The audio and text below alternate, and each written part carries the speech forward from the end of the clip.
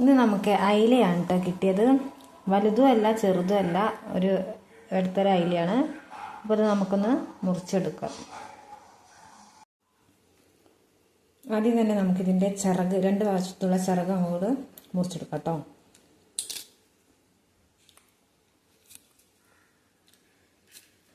ചിറക് കെട്ടത് ചെറിയ ചിറകുള്ളത് ഇങ്ങനെയൊക്കെ ആക്കിക്കോളും രണ്ട് വശത്തുനിന്നും. പിന്നെ നമുക്ക് വാല് മുറിച്ചെടുക്കാം. നമുക്ക് ഇതിനങ്ങനെ ചുണങ്ങുണ്ടാവത്തില്ല. വലിയ ഇലക്കൊക്കെയാണെങ്കിൽ കുറച്ച് ചുണങ്ങുണ്ടാവും, ഇതിനങ്ങനെ ചുണങ്ങില്ല കേട്ടോ. പിന്നെ നമുക്ക് രണ്ട്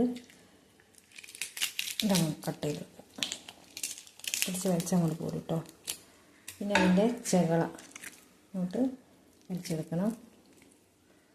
പിന്നെ അതിൻ്റെ വയറ്, ഒരുപാട് വേസ്റ്റ് ഉണ്ടാവും.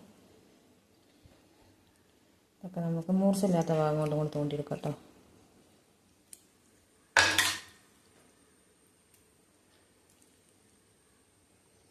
ഇതിൻ്റെ കണ്ണ്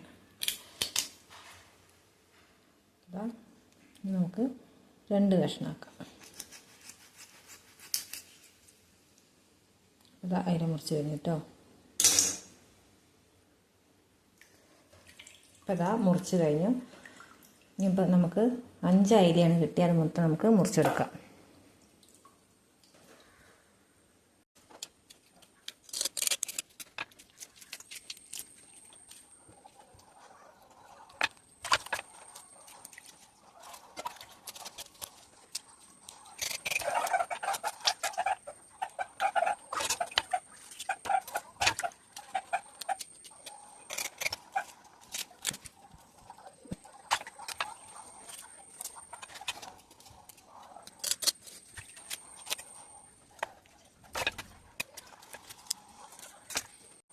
അപ്പോൾ അതേ അയില നമ്മൾ നന്നായിട്ട് മുറിച്ചെടുത്തിട്ടുണ്ട്. ഇനി നമുക്കിതൊന്ന് നന്നായിട്ട് കഴുകിയെടുക്കാം. ഇനി നമ്മൾ നന്നായിട്ട് കഴുകിയെടുത്തിട്ടുണ്ട്. ഇനി നമുക്കിത് കറി വെക്കാം. നമ്മൾ കറി കലക്കുന്നതിലേക്ക് കൊടംപുളിയാണ് കേട്ടോ ഉപയോഗിക്കുന്നത്. ഇതോടെ തന്നെ കഴുകി ഉണക്കിയതാണ്. അപ്പോൾ അതിന് കഴുകേണ്ട ആവശ്യമില്ല. ഒരു കഷ്ണം ഞാൻ കൊടംപുളി ഇട്ടിട്ടുണ്ട്. പിന്നെ അതിലേക്ക് മുളക് പൊടിയാണ് ഇട്ട് കൊടുക്കുന്നത്. ഇവിടെ ഏട്ടനും മക്കൾക്കൊക്കെ എരിവ് ഇഷ്ടമാണ്. അപ്പോൾ മുളക് പൊടി ഞാൻ അതിനനുസരിച്ച് ഇട്ട് കൊടുക്കുന്നുണ്ട്. പിന്നെ വേണ്ടത് മല്ലിപ്പൊടിയാണ്. ഒരു വലിയ 2 സ്പൂൺ ഞാൻ മല്ലിപ്പൊടി ഇട്ട് കൊടുക്കുന്നുണ്ട്. പിന്നെ വേണ്ടത് മഞ്ഞൾപ്പൊടിയാണ്. മഞ്ഞൾപ്പൊടി സ്വല്പം ഇട്ട് കൊടുക്കുന്നുള്ളൂ. ഇനി പാകത്തിന് ഉപ്പിട്ട് കൊടുക്കാം. പിന്നെ ഞാൻ കഷ്ണമായിട്ട് തക്കാളി മാത്രമേ ഞാൻ എടുക്കുന്നുള്ളൂ. പിന്നെ പച്ചമുളകും ഇഞ്ചിയും ചെറിയുള്ളി ഞാൻ തേങ്ങ അരയ്ക്കുന്നതിൻ്റെ കൂട്ടത്തിൽ അരക്കുകയാണ് ചെയ്യാറുള്ളത്. അപ്പോൾ തക്കാളി ഇട്ട് പിന്നെ വെള്ളം ഒഴിച്ച് കൊടുക്കണം. വെള്ളം ഞാൻ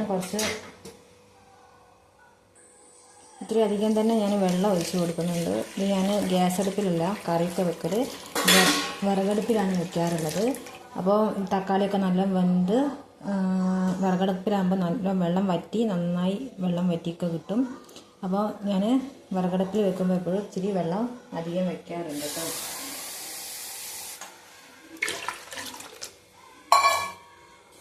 ഇനി നമുക്കിത് അടച്ച് വെച്ച് വേവിക്കാം. കറിയൊക്കെ നല്ലതായിട്ട് അടച്ച് കുറുകിയിട്ടുണ്ട്. ഇനി നമുക്ക് തേങ്ങയും മീനിൻ്റെ കഷ്ണം അതിലിട്ട് കൊടുക്കാം. നമുക്കിതൊന്ന് ഇളക്കി കൊടുക്കാം. ഇനി ഇതൊന്ന് നല്ലോണം തിളച്ചാൽ നമുക്ക് ഇറക്കി വെക്കാം കേട്ടോ. അപ്പോൾ അത് നമ്മളെ കറിയൊക്കെ നല്ല തിളച്ചിട്ടുണ്ട്. ഇനി നമുക്ക് ഇതിലേക്ക് ഇത്തിരി കരിവേപ്പില ഇട്ട് കൊടുക്കാം. ഇതിൽ വറവിടുക എങ്ങനെയാണെന്ന് വെച്ചിട്ടുണ്ടെങ്കിൽ ചെറിയുള്ളി വറവിടുകയാണ് ഇപ്പോൾ ചെയ്യാറുള്ളത്. ഇവിടെ അങ്ങനെ വറവിടുന്ന ഇഷ്ടമില്ലാത്തതിനെ കൊണ്ട് വറവിടാറില്ല കറിയിൽ. നമ്മളിതാ ഒരു ചെറിയ ചട്ടിയിലേക്ക് മാറ്റിയ കേട്ടോ. മറ്റേത് വിറകടുപ്പിൽ വെച്ചതിനെ കൊണ്ട് ഇത് ഞാൻ വിറകടുപ്പിലൊന്നും വെക്കാത്ത ചട്ടിയാണ്. അപ്പോൾ ഇതിലേക്ക് മാറ്റി അത് ഒഴിച്ച് കഴുകാമെന്ന് വിചാരിച്ചു. അപ്പോൾ അത്രയൊക്കെ ഉള്ളൂ. Thank you.